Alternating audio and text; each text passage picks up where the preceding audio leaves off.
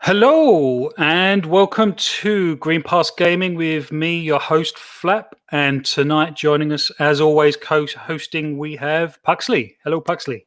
Hello Phlapp, thanks for having me on again. How are you doing? Yeah, no problem. Yeah, I'm not too bad. We're just about coping in this heat. We're not used to it in the UK. Yeah, I've been suffering today and yesterday.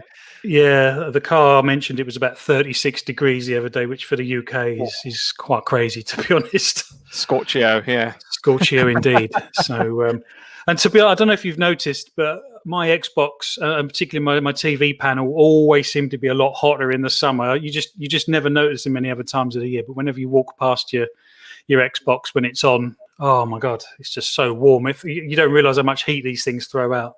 Yeah, I feel for my PlayStation as well because that has a loud fan trying to get rid of all the heat in the coldest of days, let alone like days like today. I'm lucky enough to have obviously an Xbox One X, and I mean they're fairly quiet most of the time, but yeah, they can ramp up the fan sometimes and gets a bit noisy. But, yeah, my base PS4 Pro from 2014 isn't quite liking it so much. So I'm sat here literally with the windows closed and no fans on because obviously that affects the sound on the mic. So if you hear any dripping sounds or me gulping like a pint of water, yeah, you'll know what that's all about. So, well, thanks for coming. We've got some good topics tonight. Quite looking forward to get into some of these. Yes, some sort of things that have happened during the week. It's good to discuss these. We did our State of Play podcast, live reaction podcast on Thursday, and that went pretty well. A few technical issues, I guess, a little bit stuttery on the video, so apologies for that, anyone who's watched it. But we had some opinions, and it wasn't quite what we was expecting. Although, in all fairness to Sony, it was exactly what they said they were going to be delivering. So. Yeah, I think I myself, I said this on the stream on Thursday as well, that even though I knew this stuff, as you just said, I think I also set my expectations a bit higher than I should have done. So, yeah, we'll get into this later, I know, but yeah, I think it's what we do. I think we do this as a community in general, anyway. But given the lack of information from the big players, I just think we're desperate for some info.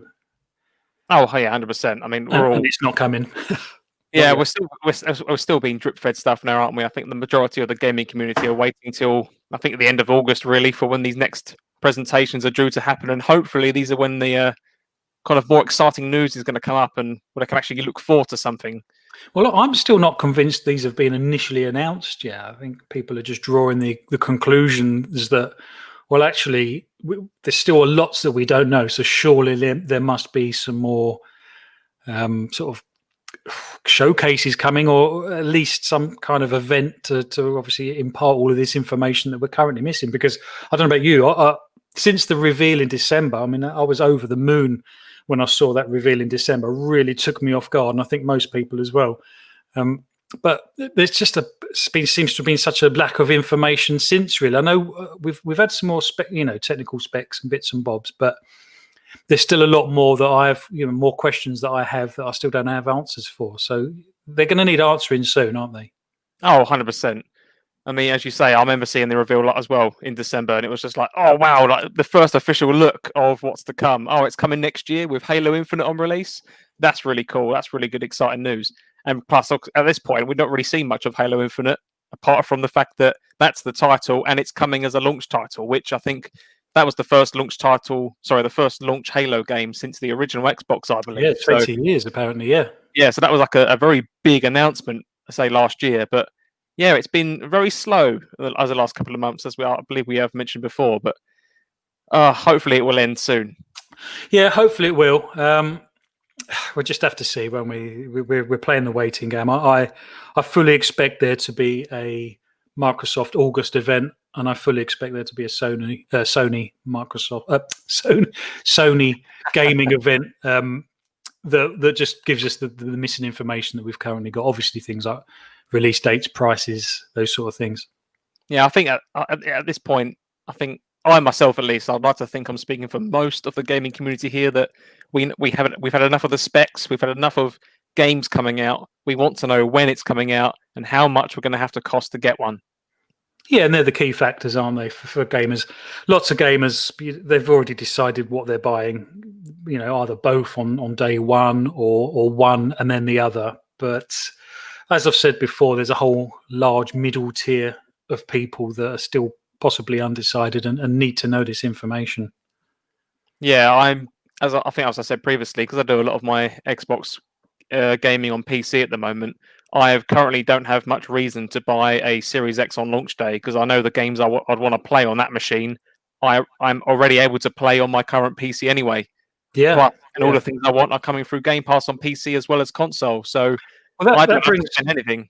That brings us on to perhaps a topic that we'll discuss a little bit later, actually. The drawbacks of Game Pass, the downsides of Game Pass, because there are some, and we actually highlighted one, if not two, during the State of Play live reaction that we did. But we'll come on to that as a topic a little bit later. Just intrigued to know what you've been playing, actually. What have you been playing over the last week?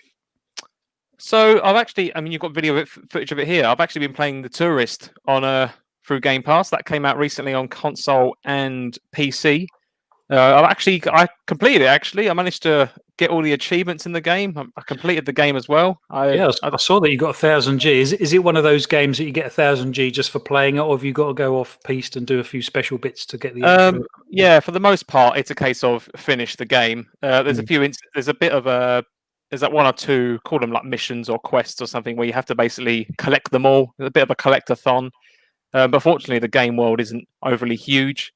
For those that haven't played it, you kind of jump from different island to island and do these weird missions. It's really hard to explain. I don't know how much you've played of it, but I'm about halfway through. I think I've got about 500 G out of it. Well, you'll be able to see on the footage. There's a few. It does that thing, doesn't it, where 3D platformers really struggle to allow you to gauge the Z-axis.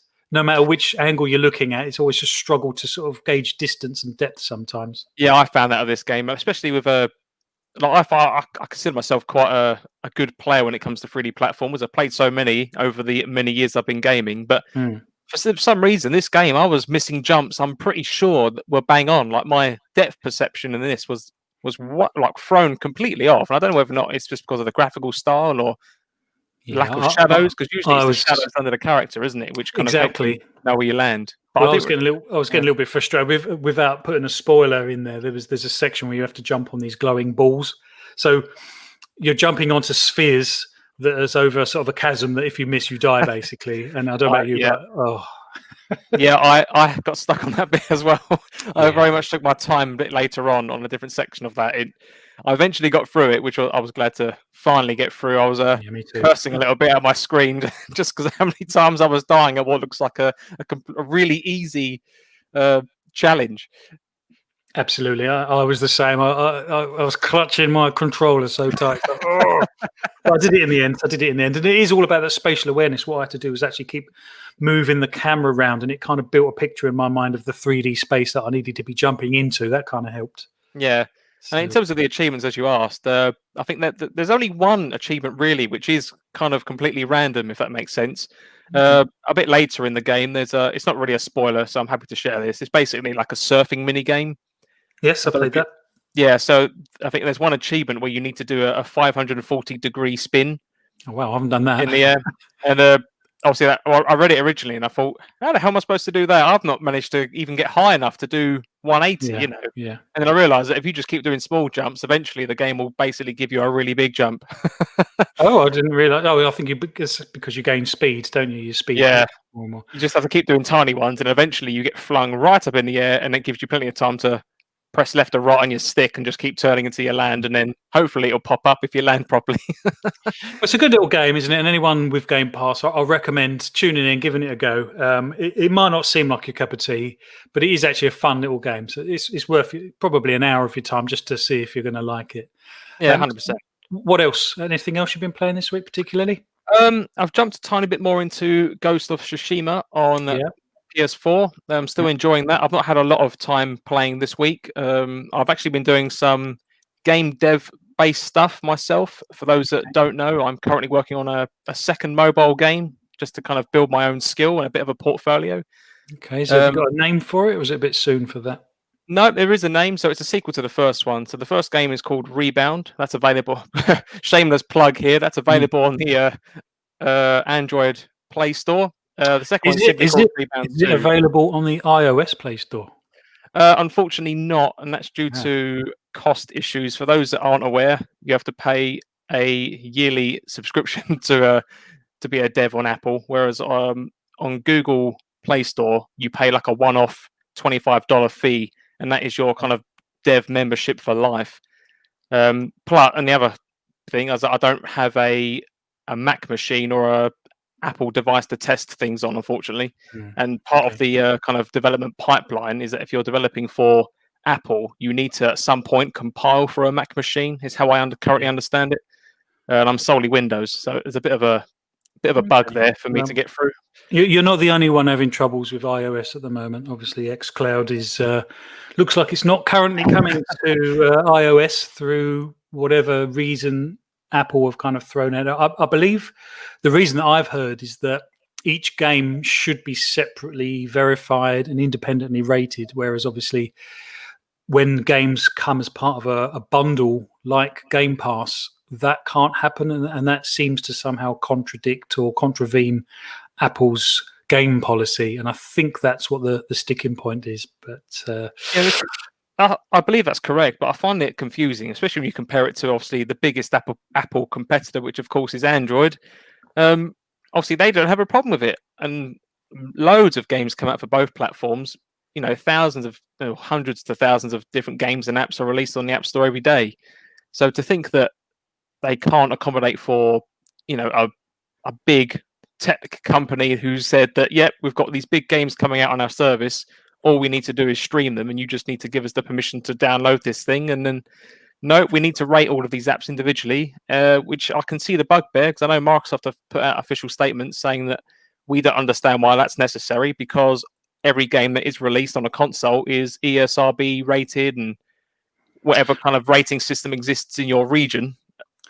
So yeah, I'm not. No, I agree. But Apple, Apple have always liked the extra element of control over their own brand, which I get to a certain point. But when it starts holding consumer decisions back slightly, that's when I guess I start taking issue with it. And obviously, don't forget Apple and Microsoft lock horns in other sectors, particularly around obviously operating systems and things like that. So I don't think there's much love lost between the two companies.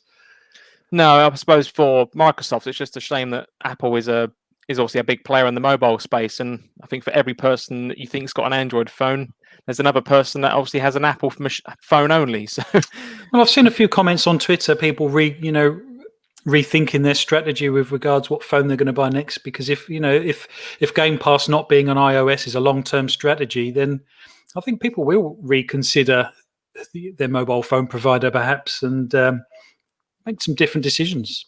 Something else I've an seen. Interesting one. Yeah, definitely. And something else to add to that is, I don't know whether this is a worldwide thing that anyone can do, but at least in the UK, we have a website called change.org, whereby you can kind of put proposals forward to the government or to companies to kind of show that you want some form of change. And there is a change.org petition for Apple to reconsider xCloud as an app on the store. Yeah. So, and that's currently got, when I checked earlier today, that had just over 3,000 out of 5,000 signatures or something. So it's picking up some traction. Yeah, I think Apple are stubborn enough to actually, hold by their guns or stick by their guns and not do anything. But we'll have to see. The popularity of Game Pass will be the deciding factor, I believe.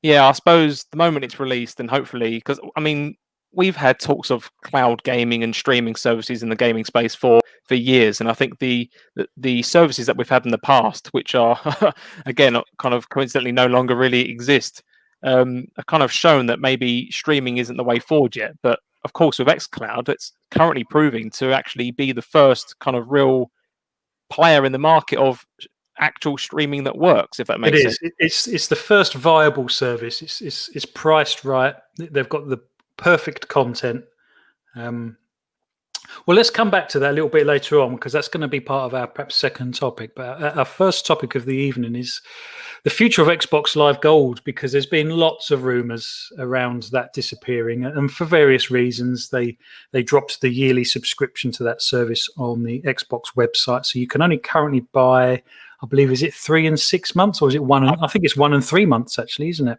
I believe it's 1 and 3. Yeah, maybe 6 might still be in there as well. But so it does look like it's possibly being teased out. And of course, this weekend, I don't know if you was aware, but it's actually Xbox Live Gold free weekend. So anyone, even including Silver Gold members, can play online games. Yeah, this is playing like Gears 5 and a load of big AAA Xbox titles, isn't it? So it's a little bit strange, isn't it? Because there's two thoughts, isn't there? Are they trying to entice people into buying gold, or are they just testing the waters to see how many people out there currently don't have gold, and what kind of impact that might make? Yeah, I've one thing I found interesting is that I read a couple of days ago is I believe Microsoft put out an official statement after obviously a lot of internet circulation in the media about 12 gold subscription being dismissed off their platforms now. It's not being sold anymore. And I believe Microsoft have now come out and tried to clarify that no, Xbox Live is still kind of purchasable. It was I'm trying to remember. Sorry, I think it was quite vague. It was enough to basically say you still have to buy a subscription, but it didn't necessarily say anything about you have to buy this in the future to come. No, so you're right. They put out like a kind of covering statement, didn't they, just to try and keep people off the track. But of course, the gaming community, being like they are, they put the Sherlock Holmes hats on and start doing some snooping. And I think they still came to the conclusion that actually this statement didn't really mean that Xbox Live Gold is here to stay, and that it probably is going to be disappearing, perhaps with the advent of Series S and Series X, perhaps. Yeah, I mean, I'm trying to, my thoughts on it. I mean, this is something that everyone's been paying for years and years now. I mean, we're talking almost 20 years since the original Xbox Live obviously still went live on the original Xbox. And it's been, no one's really been any stranger to it since, if you're a PlayStation fan, since the PS4. So even that was 2013 when you had to start playing for a PlayStation or PS, what's it called? PlayStation Plus, that's it, the subscription. But yeah, that's kind of PlayStation's version. Yeah, I don't know whether or not people are almost so used to it now that is there going to be a negative effect on services if we're no longer paying for the service? Like, where does the upkeep come from? Well, that's the thing. And to be honest, that kind of answers asks the same question, doesn't it? What does the future of Xbox look like without Xbox Live Gold? Because if it's bundled in as part of Game Pass currently, is that easy for them to drop? I think that when perhaps xCloud comes in, that might be a good substitute for the need for gold, and an incentive for people to actually pay for the top tier Xbox Game Pass. Yeah, that makes good sense. I mean, I do wonder if, obviously everyone's paying a subscription to help upkeep, but I am wondering now if maybe technology in the kind of server space in terms of running these servers and the systems for Xbox Live, maybe technology's come to a point where it's actually quite cheap to run, and actually maybe Microsoft are trying to do gamers a favor by saying, you know what, we're going to give it to you for free, but if you want to have this premium streaming service, which is new and is going to cost money for us to fund to develop it further, as well as, and you can help us do that by supporting us and pay the subscription fee. I mean, maybe that's the angle they're going down. Maybe it's we want to help the consumer if you want to just play online, but equally, if you want the next best thing due to come, then by all means, please pay to access it.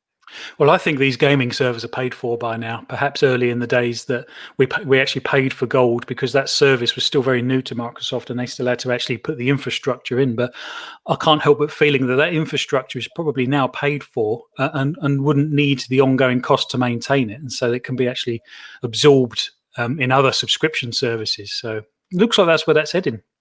Yeah, I mean, just to quickly talk outside of gaming, I mean, there's plenty of other services online now which obviously use server space, and all of these platforms are completely free. So I think you just answered what I was going to ask. Really, is that a lot of these systems are now so low in cost to run and maintain for these big players that actually they're able to pay it off. It doesn't cost them anything to run anymore. I mean, I'm not to say it's free. I should probably correct that wording, but it costs so little to maintain in comparison to when it was first new 20 years ago, that actually they can offer something better for consumers now, perhaps. Yeah, absolutely. And obviously, like you say, the Azure servers that have all now been paid for, they're all there, the infrastructure there, even to the extent that Sony are now having to use them.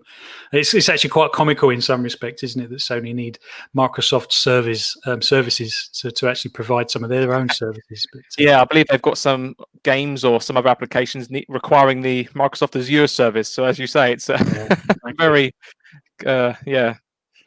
Before we continue, we've got VJ in the chat. Thanks for joining, VJ. Appreciate that. We're hoping to have him on this time next week, actually, so that would be good. VJ's got a wealth of experience, and it's going to be good to have his opinions as well. Hopefully, I'm hoping that might be quite a good news week this week with stuff that's being announced and launched, but we'll have to see. If last week was anything to go by, we only really had State of Play to talk about, didn't we? But yeah, we quite enjoyed State of Play. I believe that's a topic coming up a bit later on.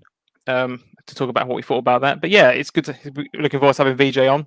Hope he's enjoying to come on the show as well. Exactly. It's going to be good to have that third person on as well. Tess has asked, what about the price point?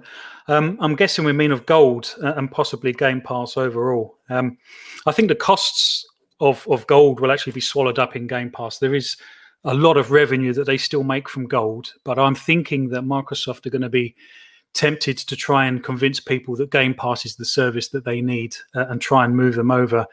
And possibly xCloud is their actual ace in the hole with that, because at the moment I know there's been lots of comments around xCloud not coming to iOS, and that's quite a big deal. But actually, xCloud isn't just about mobile gaming. It's also about being able to game anywhere, and that means either on your PC, on a laptop somewhere. So it's not just about mobile gaming. So perhaps, being able to stream these games without downloading them. So something like a Google Chromebook would be able to stream these things.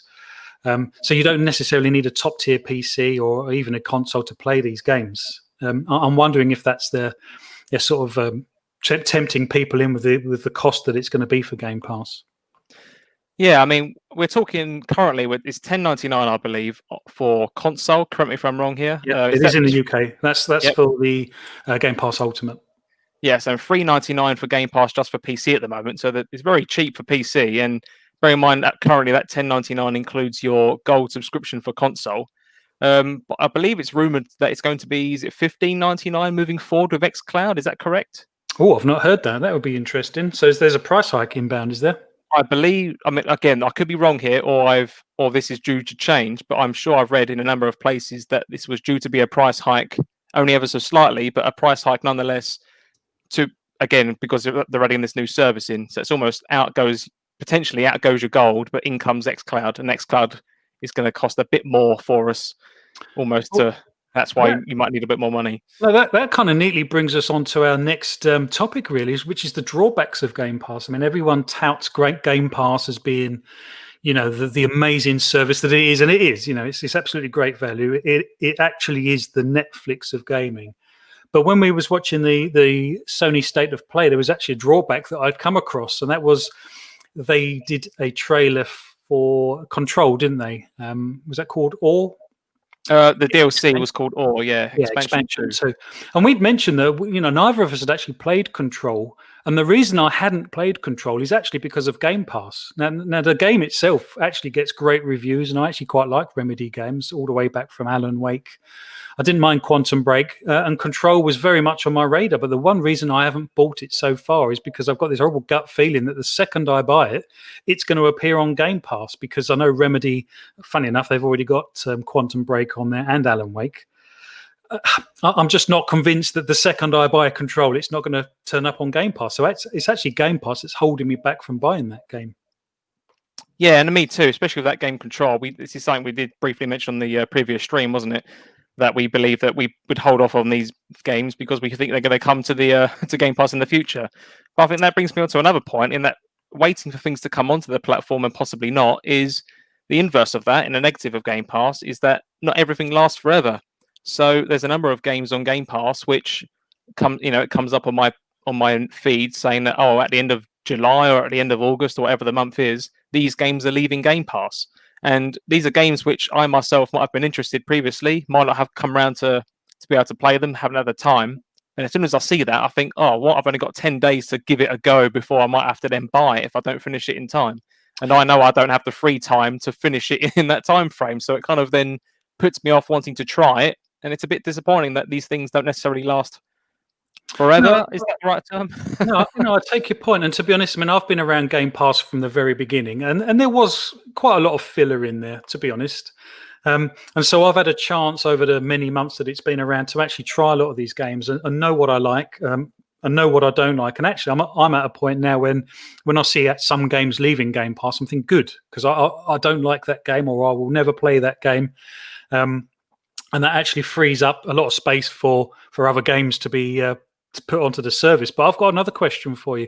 Do you think we will ever see a point where Microsoft pays a second party to create a game? So let's say something along the lines of The Medium, perhaps, and actually make it a Game Pass exclusive. That you literally can't buy it. You can only get it from Game Pass. A little bit like the Netflix model. Do you think we'll ever be there? Do I think we'll ever be there, or in the near future? Well, do you think we'll ever be there? Do you think this will be the service that, if you don't own Game Pass, you can't play this particular game because it's only on Game Pass? Do you think Microsoft would ever go down that route? I think my initial response, I think if Game Pass gets proven that this is the thing that you want, let's say that Gold is free and you can play whatever you want, but we think you should buy Game Pass, and the large majority of gamers out there, say 80% of Xbox gamers, buy Game Pass. I think at that point, it would be justified for Microsoft to say, you can only play this on Game Pass. Because at that point, I'm kind of conflicted as I say this, because part of me is thinking that, is this a consumer-friendly move? Because then you're forcing a portion of people to have to pay out to be able to play this for a service they may not necessarily want. But at the same time, if at that point in time the Game Pass is proven to be a success and it is a must-have if you have an Xbox machine or a PC, then maybe it is. Maybe it is a good thing to have, because then not only are you proving the service, you also, I think at that point, gaming will turn from being where you buy stuff to you then are effectively just renting everything. But then is that a bad thing? Because how many people, I mean, I know a lot of gamers love owning a game, but at the same time, a lot of people send games back, but then a lot of don't. But then I've got a load of games in my drawer which I haven't touched for years. Would I sell them? No, but should I? Maybe I should, because I don't touch them. They're just wasting space, right? No, I agree. And to be honest, the Game Pass is always compared to Netflix, and for very good reason. I think Microsoft they like the subscription service that Netflix / Game Pass actually delivers. So Game Pass in its essential is basically what I like about it is it's obviously a month-on-month subscription. So you don't actually have to pay for a year. I don't believe there's any cost discount if you actually pay for 12 months worth of this. It is literally from month to month. You can have it this month. If you've had enough, you can cancel it. It's fine. Obviously, you don't get to play those games anymore. Like Netflix, actually thinking about it, that everyone's bought into that kind of the way of the subscription service, and I don't think many people feel hard done by that they can't get the latest Netflix series on CD or DVD. It's just part of that service that you are going to have exclusives on that particular service. They might disappear at some point. You will never own a physical copy, but all of the time you are subscribing, you do actually have a chance to play those games or to watch the series on Netflix, that sort of thing. And that just makes me wonder, because it does rope people in. There's plenty of water cooler moments where people are saying, "Oh, have you seen the latest, so and so on Netflix series or whatever?" And some people will say, "Well, I've never got Netflix, or I don't like Netflix," but the vast majority of people do, and they check it out. And I think Game Pass will be the same. I think the vast majority of Xbox gamers will have Game Pass, and it's just another rope to sort of draw people into paying for Game Pass and increasing its value somewhat. Yeah, I think from comparing it to Netflix, I mean, I know when Netflix and Amazon Prime started doing their thing, every other company out there that had some sort of video service ended up going down this route, and you ended up having, like, Disney, for example, have their Disney Plus service now, and a multitude of others. So if people want to watch this content, you almost pay like $6.99 for this service, and you've got $9.99 for this one, and might have another $6.99 for a third service that you might want to watch content for. So before you know it, you have all this. You're paying out all this stuff for content which you may not necessarily be getting your money's worth for.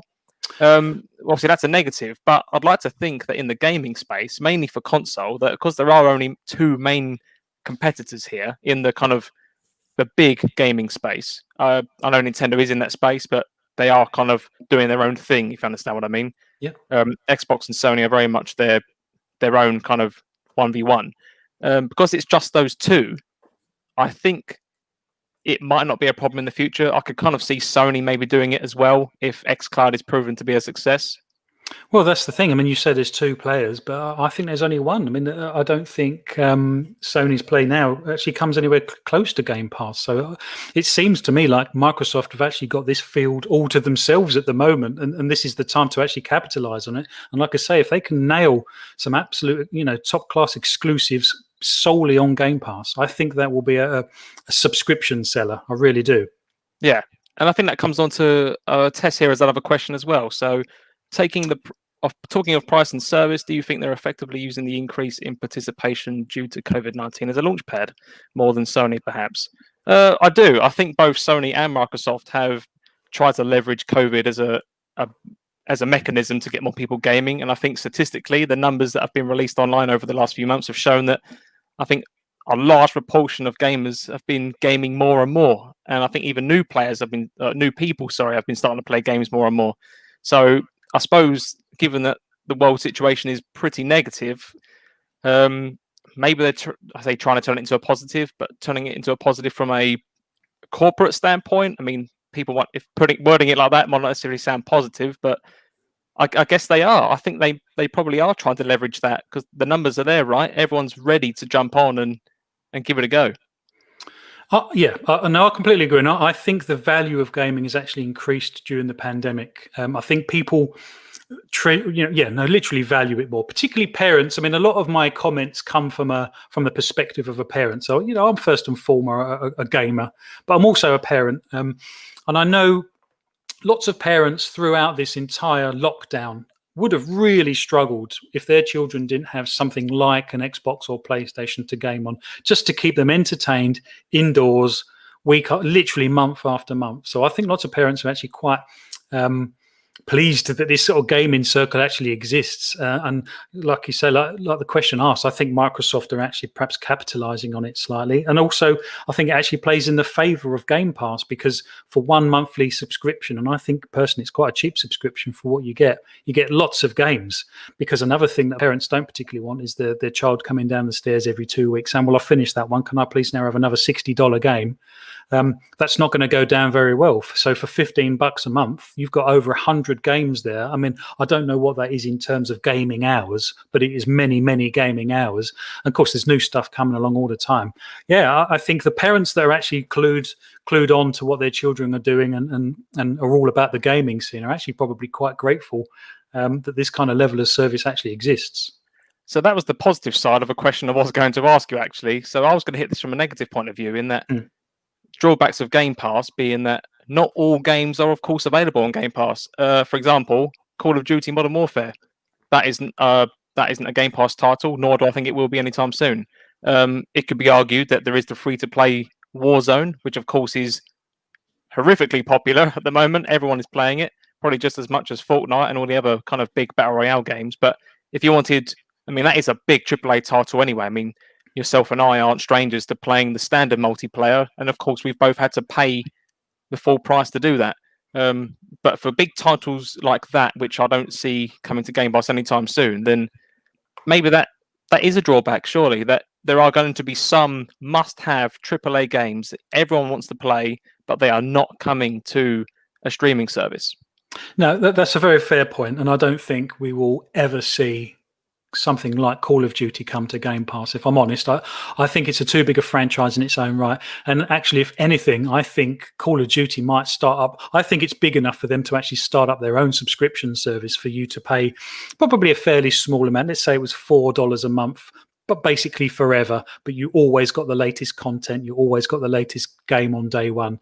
I think Call of Duty is actually big enough for that in itself. But again, don't forget, people are in the Netflix mind frame. So, Netflix doesn't get everything. It doesn't get all of the latest big movies. I know things like Harry Potter's aren't on there and James Bond's and things like that. So I think people are used to perhaps, being or understanding that the service they're paying for is limited. It's not unlimited. It's not going to have everything, but the things that it does have are very good. And this is where it kind of pays Microsoft to pick very carefully the games that it does put on there. And obviously, first-party titles are an absolute winner because they can spend a lot of money on first-party titles and put them on Game Pass, and that will be another subscription seller, in my opinion. Yeah, 100%. I suppose you just maybe think of another drawback, actually, and that for all the AAA and the big sellers you have out there for something like Game Pass, where it's going to be Microsoft exclusives, and then you've got the smaller, say, AA and titles, and then you've got obviously the more indie space. I suppose what we don't want going forward is that end up having almost a drought of the big AAA must-have plays from these companies, and you end up kind of with a swamp of indie titles which probably aren't as polished, or you don't want the service to become flooded with basically unpolished finished games of just individuals or small teams just trying to cash in. Yeah, so and there needs to be stronger regulation moving forward from Microsoft's part, I think, on this. I think they're very choosy, and I think Microsoft do a very good job. And there was always a criticism at first that it was just going to be full of stocking fillers and not much substance. But I think Microsoft have more than proven that that's actually not the case whatsoever, and they can actually get some big studios on board and get their games on there. Yeah. You just reminded me as well, thinking back about when you said parents happy to pay for this. But I suppose, talking of money, actually, because again, money can be a negative, right? So if I know I'm stepping back a bit here, I apologize for that.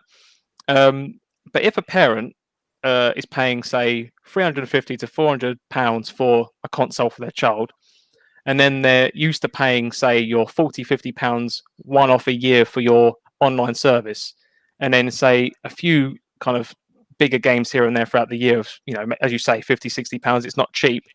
And then something like Game Pass is only, say, £10.99 at the minute, you think that's a good deal. But at the same time, this kind of then falls back onto what I was saying before about not all big games that everyone wants to play are coming to Game Pass. So does this mean that there potentially could be a multitude of parents out there with children who may not want to play the games that are actually on offer, despite it being a good value service, and actually might negatively affect people in terms of what they pay? Potentially, I guess. I think it kind of does. And I think Microsoft will do, I think once Xbox Live Gold has been banished, I think Microsoft will then do sort of Game Pass weekends where people without Game Pass actually get to experience it for an entire weekend. Because, myself included, and I know you yourself as well, that 9/10 of the game on Game Pass have never been on my radar. So it's very difficult to say that actually I don't like this service until you know every single game that's on there, which I would argue most people don't, to be honest. Yeah, that's true, actually. I mean, games like The Tourist, which we're watching video for now, I mean, yeah, that was never on my radar. I'd seen footage of it. I like the look of it, but I wasn't willing to pay, I don't know, I can't remember what the cost was. I think it's about $15.99 on some stores, maybe a bit more, maybe a bit less. But yeah, I probably wouldn't have picked it up. But yeah, I suppose this is, I've just brought it up as almost like a devil's advocate question, really, regarding problems. But I agree. I think it is good value for service because it gets games like this in people's eyes, right? And I suppose for indie developers and these small developers which put games like this out there, of course, I believe they get a cut of the number of downloads or installs that their game gets, I believe. So surely this is going to benefit them more than just standalone buy off the shelf. Well, that's a very good intersection into our next topic, actually, and that is the Sony State of Play and our reactions to it. So Sony had a State of Play on Thursday, I believe it was.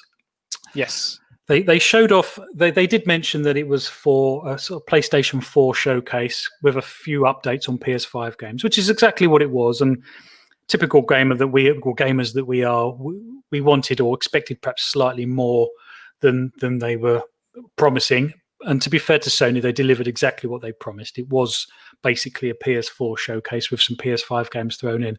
The thing that I think took us both by surprise was how indie focused it was, which to me definitely pointed towards the fact that actually there's probably not many double certainly no AAA games still left to come to PlayStation 4. So basically, everything from here on out is probably going to be an indie title, and I should think we saw the vast majority of them.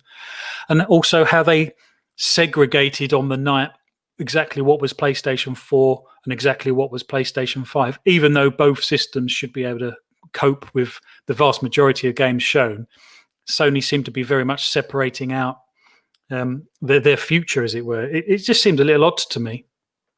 Yeah, I agree with that. Again, a lot of these titles, being the indie ones especially, I think it was then later revealed, as we probably expected anyway, that a lot of those titles were also coming to Xbox One, PC, Nintendo Switch. So these weren't just necessarily PS4 exclusives for the most part. There was some interesting news on Aeon Must Die, I believe it was called. Was it Aeon Must Die? That was the name, I believe. That was it. Yep. You may or may not have seen this, that apparently the original kind of team that made the game left the company some months prior and apparently should have owned the IP, I believe it was. It's basically an IP issue now, and that their CEO is basically, in some polite words, not a very nice person. And he's ended up trying to kind of claim it as his own and push forward with its development. So I think apparently the team were very surprised to even see this trailer appear in the State of Play showcase. So that's a bit of a kick in the teeth. I mean, I know there's some nefarious kind of acts that go on in the game development industry, sadly enough, and more of them are being exposed now. And even things like IGN, there's been some real shocking revelations around how they treat their staff or have treated their staff. A lot of this is in the past. Most of the things that are kind of coming out now aren't of the present, although there are a few. Take-Two shafted that little developer company. So there are nefarious practices out there, but it is always sad to hear, particularly with little small indie developers. But I guess, we came onto the Sony State of Play on the back of the Game Pass. The one thing that we did mention that is all of the indie games that we saw on the Sony State of Play, you're going to have to pay for separately. There is no Game Pass that exists there. So I feel sorry for actually indie developers on the Sony platform all of a sudden, that they're not literally going to get the amount of players on the Sony platform as I think they are Xbox, literally because of Game Pass, I think.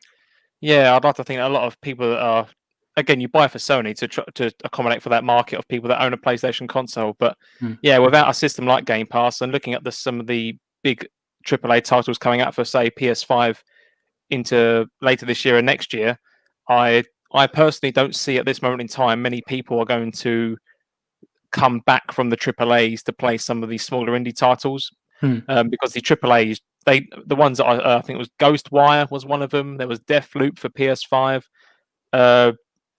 Kenna, I believe, with the Pixar one. So, point being, there's a lot of big titles that look really good that people are going to want to sink their teeth into. So yeah, games like The Tourist here. I mean, if there was something like this coming out into PS5 at the same time as those big titles, yeah, I don't see many people, unfortunately, giving it the time of day. But again, this is where the subscription services then do its justice, doesn't it? Because people will try it like what we did.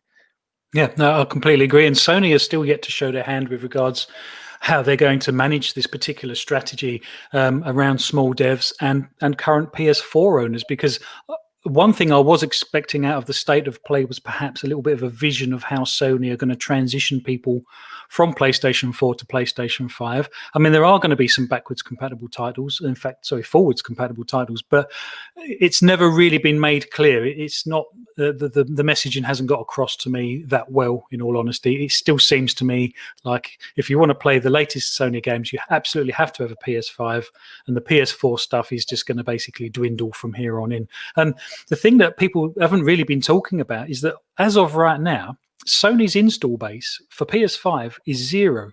They don't have a single one under anyone's TV at this moment in time. Now, you could argue the same for Microsoft and Series X, but with Series X's backwards compatible program, you could argue that actually there's at least 60 million Xbox gamers out there that will be able to play these games. Sony are taking a little bit of a risk, because I'm thinking, well, Call of Duty might, they might have the marketing rights to Call of Duty again. But if I was Activision and a third party, I'm thinking, well, currently Sony's install base is 0 at this moment in time. That's a very interesting way to word it, actually. Yeah, you did make me think about what I think Sony's strategy might be in regards to, say, the streaming service. I'd like to think that they're not completely ignoring that space at the moment. And I imagine they are very closely watching Microsoft and seeing how they would perform with xCloud. But again, Sony obviously do have their PlayStation Now service, which of course only streams PS3 and PS4 titles, and I think maybe some PS2.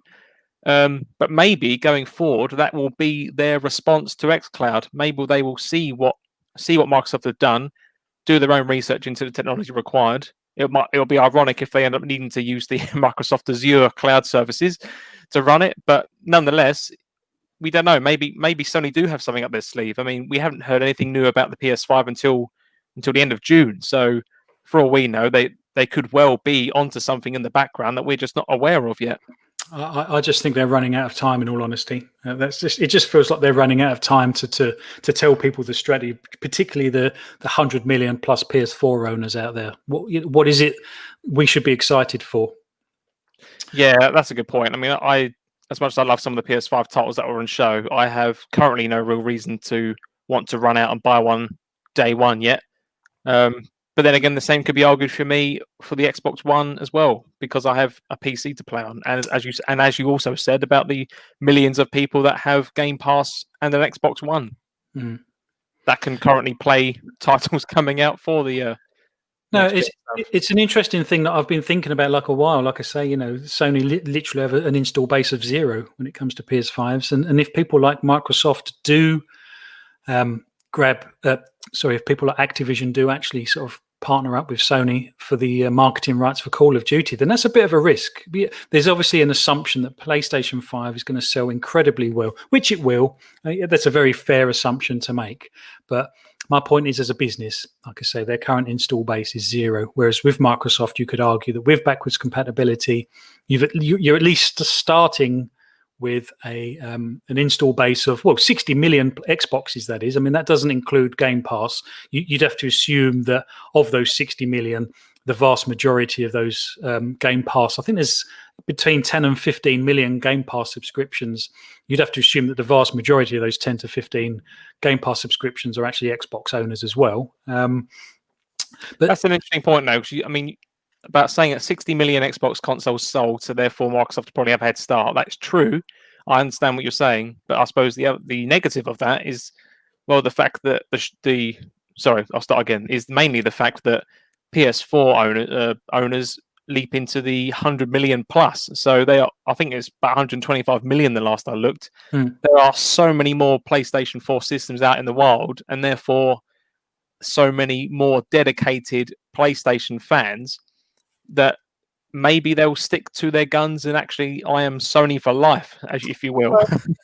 I agree there would be a percentage of those that are, but I would also argue there's a huge, and again, we've said this a million times, a larger middle tier that aren't necessarily loyal to Sony.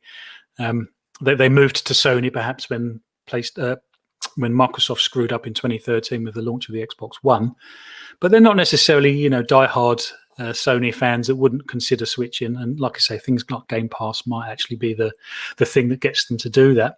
We've had another message from Tess, actually. As a computer science educator, the value of gaming in the development and how kids think and strategize might start to be recognized now. Yeah, I think that's in relation to perhaps parents and how perhaps the parents value computer science and perhaps the children themselves, because a lot of kids like gaming, but it's quite surprising how many kids don't actually want to get into gaming. They're happy playing the games, not necessarily wanting to get into the development of them. I know you do some development yourself. I mean, what made you make the jump from being a gamer to a developer? That's a very good question. It all kind of stems back from, I remember being about 13 and kind of knowing then that gaming was such a big kind of part of my life, and it helped me through might sound ridiculous to those who may not have been through tough times, but gaming has kind of kept me away from tough times when I was growing up as a teenager. And I very much loved kind of getting myself into these experiences. So for me, I mean, there's loads of people out there that love reading books and being involved in those stories and imagining everything that goes on. And gaming is the same thing for me. So rather than reading something, I like to interact with this media, and I really love the storytelling and the colors and the way the gameplay works. I've also I work as I'm a hardware guy by trade, so I was always interested in the technical side of these things as well. So back in my early teens, when I kind of thought this is something I'd like to do, back then there wasn't really the kind of technology and I suppose any kind of real free services to be able to do it at home on your own. I remember years and years ago, Microsoft had an XNA service, their XNA gameplay framework, I believe it was called. And I bought a book on that and I gave it a go and I was going through it and I quite enjoyed the technical side of it. But yeah, I suppose after a few years later, when a lot of these kind of game development platforms and game engines such as Unity and Unreal became free to use, I kind of then saw that as my opportunity to give it a go. And ever since, I've absolutely loved it. And once you get into it, for me, I kind of realized that I now have a platform and the capability to try and build some stories of my own and try to build some gameplay experiences which don't necessarily exist, or something that AAA might not necessarily have the time or the care to try and deliver. No, I completely understand what you mean, and I guess we all go through tough times, and I've had my fair share of those. And for me, actually, gaming was a very good escape because I like sort of large open world type games, and to just get lost in somewhere like Skyrim or something like that, and just escape reality, just even for 20 minutes, half an hour.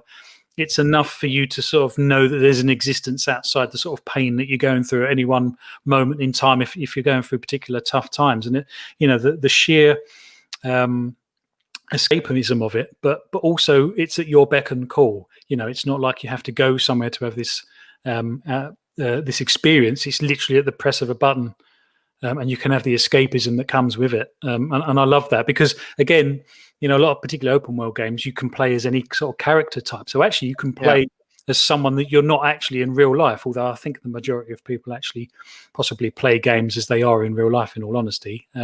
I should think the majority of people that have played Red Dead 2 actually end up with good karma rather than bad karma, because that's kind of how they are in real life in lots of ways. But it's always fun to try out the sort of the bad karma side of things. But yeah, and to add to what Tess was saying as well about being a computer science educator, I mean, when I was in school, kind of computing in terms of a programming and technical learning perspective wasn't part of the curriculum then, whereas it is now. You now have to study it, which I think is really exciting now. Bearing in mind that kids are obviously really engaged in technology now, whether it's social media or, I think most children now at least are exposed to a tablet or a phone before they're 8 or 10 years old, and it's very much a part of their way of life moving forward. And of course it is, right? It's the kind of evolutionary change. No, I agree, but I think one of the frustrations is possibly that lots of people are users of these systems and not necessarily sort of coders and designers of these systems. And I guess gaming could be one way into that, because if you play, we've all got a game that's actually touched us in sort of and moved us emotionally in some way or another.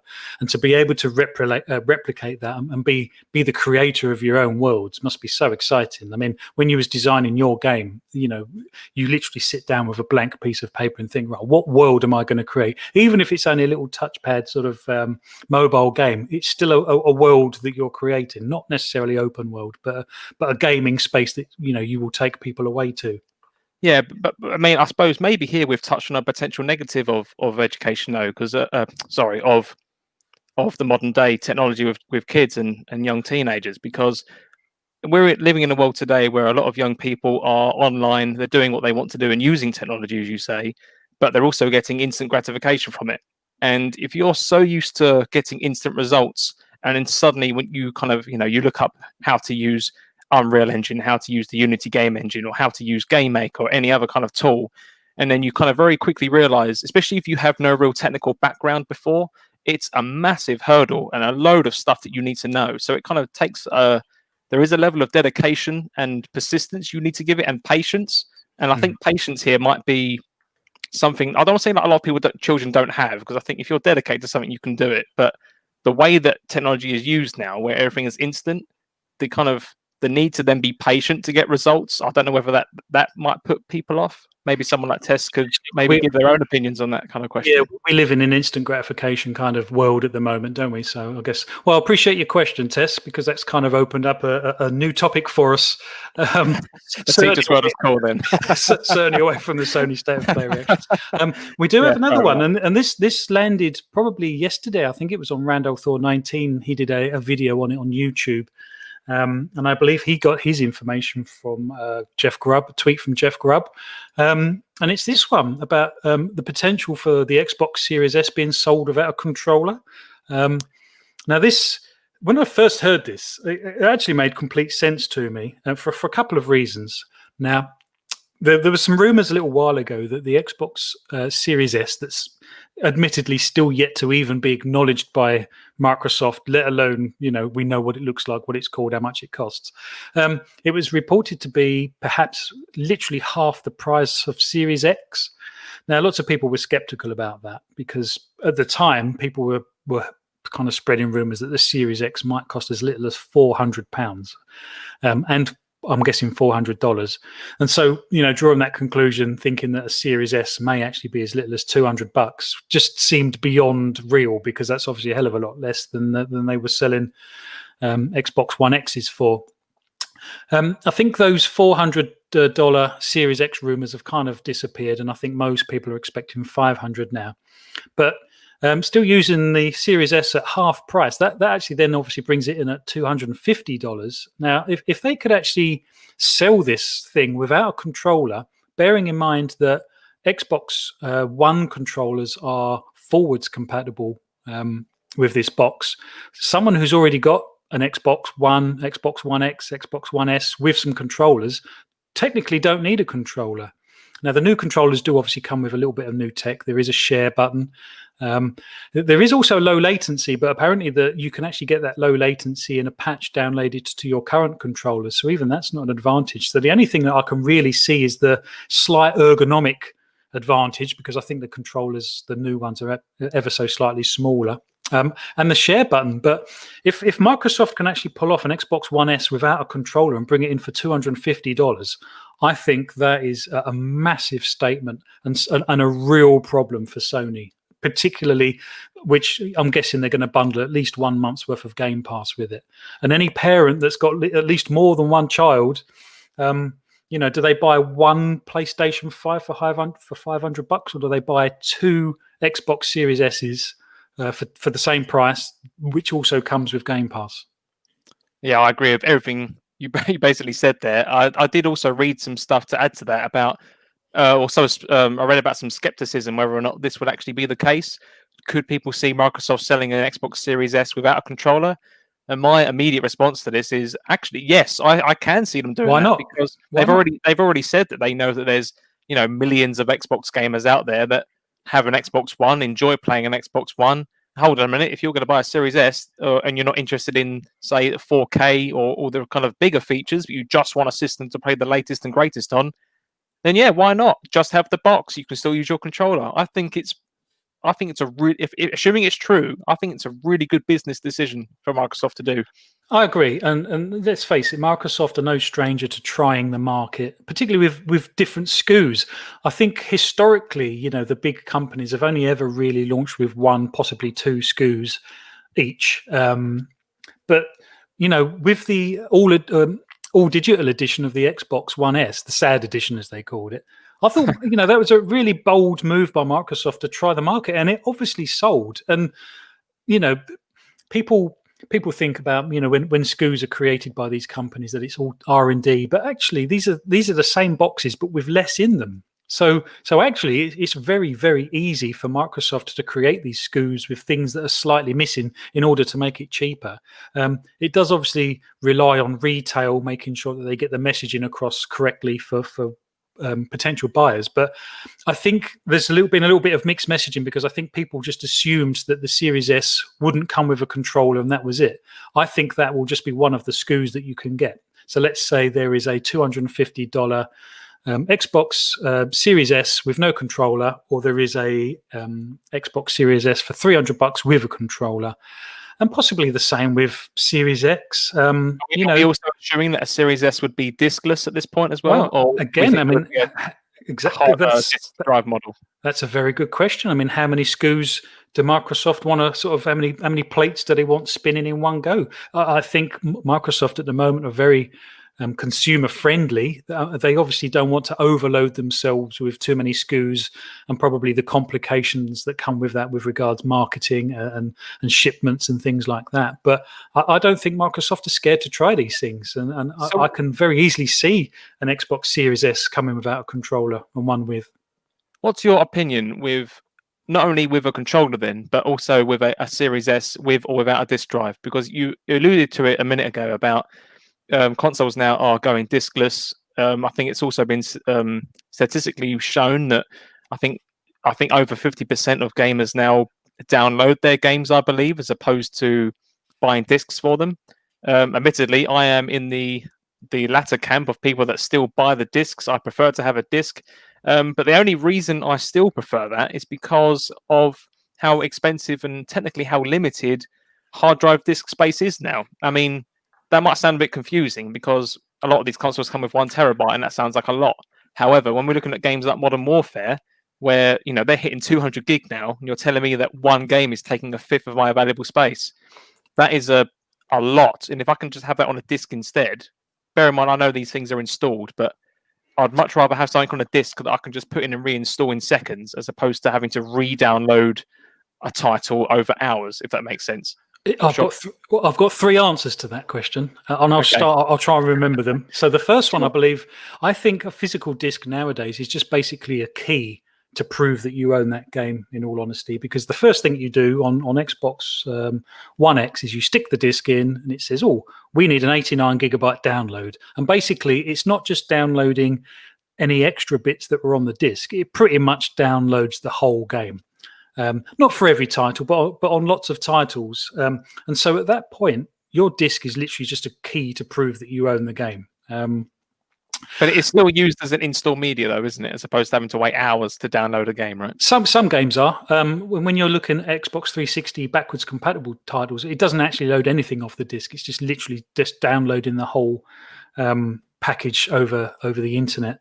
The second point I was going to raise is I completely take your point. Games are getting huge, and hard drive space, particularly with SSDs and the cost that they have associated with them, aren't necessarily getting bigger. But Microsoft and Sony have both promised that game installs are going to start getting smaller, particularly with Microsoft Smart Delivery. So you will only be getting the languages that you speak. So, if there's any full motion video, you don't need the 12 different versions and languages of that. You will only get the language that you currently need. And if you were to change language, then you'd often have to download a different pack. So I think the strategy is that actually Microsoft want games to get smaller, if anything. I know that sounds a little bit backwards compared to the way games have been going, but I'm hoping things like smart delivery and actually having cross-generational platforms like that might actually help in streamlining the information that you need, rather than you having one copy that one size fits all. Sorry, I know I'm going on, but my third point was I think the one thing that's holding back everyone going all digital is actually the retail market. The moment physical media goes, then we lose the high street shops that are selling these things. So in America, places like Best Buy, and over here, things like Game. And I don't think Sony or Microsoft are particularly keen to be the ones that are going to be the downfall to big retailers like that. So I think there is an element of trying to still support them, because there's obviously an element of support that comes back as well, particularly with console sales and launches. I think just to add to that as well, when you talk about cost quickly, and especially when it comes to high street shops in particular, in my experience, games that you get on their digital storefront, such as PlayStation or Xbox, are their full retail price, and they stay at that price. Whereby, if I go into my local game store, for example, I could probably get that same game a few months later at a reduced price, which you don't see on these digital storefronts. I completely agree. And one thing that drives me nuts actually is the fact that obviously the digital download equivalent costs in the UK roughly £10 more than the disc version bought at a shop.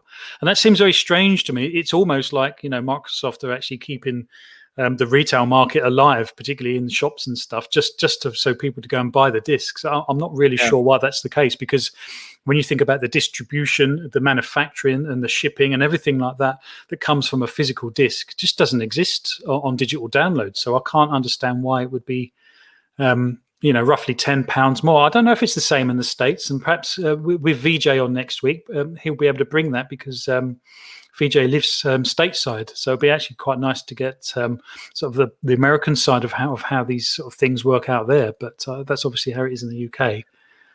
And to add to that as well, you've just made me think as well that when we spoke at the beginning of this, not to backtrack, but just to quickly allude the point of like streaming services now, things like Netflix and Spotify when it comes to music. I mean, these basically have taken complete control over physical media in both music and, the movie space and digital series. I mean, I don't know anyone or many people, I should say, that really go into a store to buy a DVD anymore. You just stream it, as we've said at the beginning.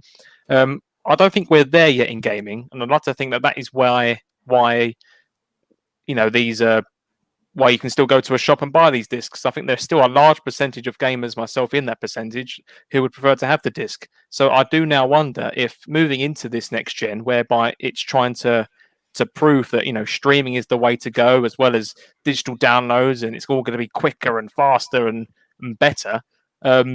Maybe this is where we start seeing the shift. Maybe it's during the next gen where people will actually start seeing the benefits of a pure digital storefront. So maybe in the next 5 to 10 years, maybe we will start seeing a huge reduction in storefront buys.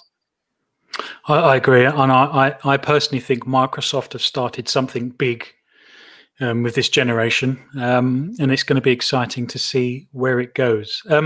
We've just gone over the hour mark, and we've pretty much done with our topics for this evening. I've really enjoyed tonight, Pux. It's been a good chat. It's been good to have people on the chat as well. Yeah, no, I've really enjoyed it. Yeah, it's been really good. Appreciate Tess and VJ. Like I say, we've got hopefully VJ on next week's show. Anything else to add before we sign off? We did have one extra topic actually, but I won't mention what that is, and perhaps we'll bring VJ in on this one next week. But yeah, sure thing.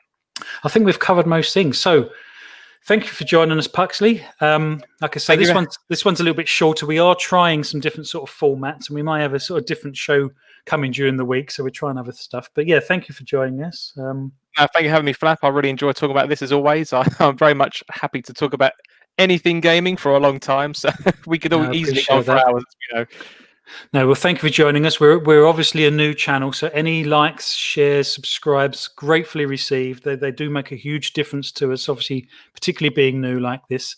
And we hope to see you on the next one next Sunday. So from Green Pass Gaming, thank you very much and goodbye.